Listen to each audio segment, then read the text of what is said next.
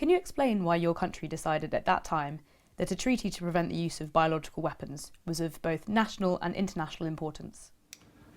BTWC is a UK proposal.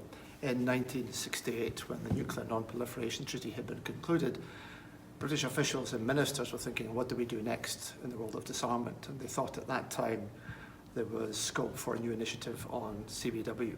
So the proposal then was to separate biological weapons from chemical weapons, which until that time had been considered together for disarmament purposes.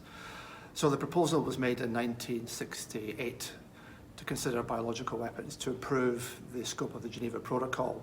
It was also felt easier to deal with than chemical warfare at that particular time. So in 1969, the UK proposed a draft treaty which had key provisions on banning offensive research, prohibiting use, stockpiling, development, stockpiling of biological weapons. So that was negotiated between 69 and March 71.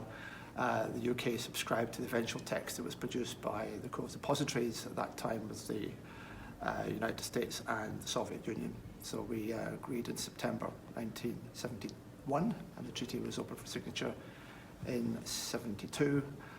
We ratified, having passed implementing legislation in 1974, so the convention entered force in 75. So the UK has always regarded itself as a founding father, if that's the right term, for the convention. The Soviet Union had faced a serious threat of use of biological weapons. Therefore, in the 1960s, the USSR vocally supported the negotiation and conclusion of a new treaty to ban both biological and chemical weapons as a means to reduce that threat. For a future BWC, the stars aligned in 1972, while for the treaty to ban chemical weapons, the international community had to wait another 20 years. With the conclusion of the BWC, the threat of a large-scale use of biological weapons as weapons of mass destruction has been reduced, and that has been a direct contribution of the treaty to my country's national security. Have there been any changes in the present-day international security or other contexts that might affect the BWC and what it is trying to achieve? Well, the core prohibitions in the convention that were basically agreed very early on in 1969 really haven't changed. They still remain absolutely valid and relevant today. That has not changed, and it's vital that they are maintained. What has changed is the wider international security context. The threat posed by non-state actors, terrorists, is greater today. It wasn't even contemplated in the late 60s, early 1970s, and even in the very early days of the convention after it entered into force. Science and technological change has always been seen as an important issue. It's actually expressly mentioned in the convention. Therefore, that was always seen as likely to be an issue. It had to take that into account. So it's not surprising that S&T review has been a key part of discussions on the convention, and effective national implementation, which gives effect to Article 4 of the convention, is one of the key ways in which the convention can help address the non-state active terrorist threat, which is why it's important today. And certainly in the last 10 years or so, a lot of time and effort has been focused on national implementation, which addresses biosafety, biosecurity, and such things. Given the spread of dual-use technologies over the past years, the ability to do harm by misusing biological agents has become more accessible to non-state actors.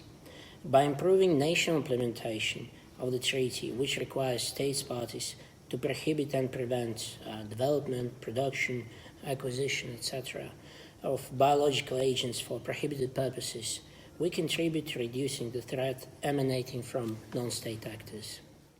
How does the BWC and its members, called state parties, attempt to respond to and keep pace with these changes? That has been politically difficult.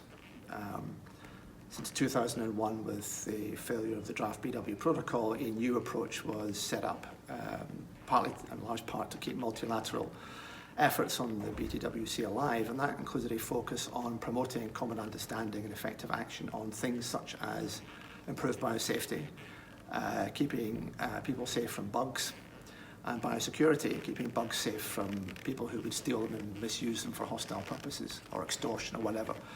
So there's been a lot of discussion on promoting these activities since the early 2000s. Getting concrete agreement in the context of BTWC meetings has proved elusive. However, a lot of activities that support the Convention go on independently through EU Council decisions, for example, promoting these things, and other work that's been done by other UN organisations. There are several broadly defined domains where action is not only desirable but also feasible at this stage. They include monitoring developments in science and technology, promoting international cooperation for peaceful purposes, improving national implementation, and enhancing preparedness, response, and assistance in case of use of biological weapons. States parties have developed specific proposals in that regard, and the challenge now is to arrive at an agreement on how to take them forward. So how does your country translate any biosecurity relevant provisions and agreements under the BWC into national action? Well, formally, there are no express requirements in the Convention for this. The only talk of legislation appears in Article 4, which is about translating the core prohibitions into domestic law. And of course, there are many other items of the UK primary and secondary legislation that exists that gives effect to the Convention's object and purpose, though they were not brought into existence because of that. So, for example, the Health and Safety Act 1974, a whole series of statutory instruments have been issued under that over the years that help on biosafety, biosecurity. A more particular one was the 2001 Anti-Terrorism Crime and Security Act, which expresses controls on a specified list of pathogens and toxins, requires physical security and preservation of agents held in laboratories, which are subject to checks by police authorities. We have always cited that as an example of giving effect to the Convention's object and purpose. Article 4 of the Convention requires action to prohibit and prevent at the national level all activities pertaining to the weaponization of biological agents. In pursuance of that, Russia has developed and put in place measures to criminalize prohibited activities, including penal legislation, and also licensing of work with pathogens and toxins, and export control legislation concerning dual-use materials and equipment. How has your country engaged the scientific and related communities, including the younger generation, in mitigating any risks from the misuse of biological sciences and technology? Well, certainly since the early 2000s, the UK has been very keen to promote biosecurity education, awareness raising. We've worked a lot with professional organisations, most particularly, of course, the Royal Society. Hosted many seminars and conferences, presented working papers in Geneva that promote these issues. And more recently, we have funded the preparation of a biosecurity handbook, which provides course and source material to help raise awareness. Now, one thing we have always been very clear on, that this is not diktat coming from government. It has to be a collaborative and collegial process and has to engage those involved, because if we tell scientists you can't do this, then they're going to get distressed as an interference with academic and scientific freedom. So we have to have this cooperative approach, and they have to see the value of these sorts of things to want to actually participate in it. Otherwise, it's actually pointless. So that's a very critical thing, and it's a long-term game as well. This is not something that happens overnight. It's going to require sustained effort by many people over many years. The objective of reaching out to the scientific community has been to raise their awareness about the need for responsible conduct of their research.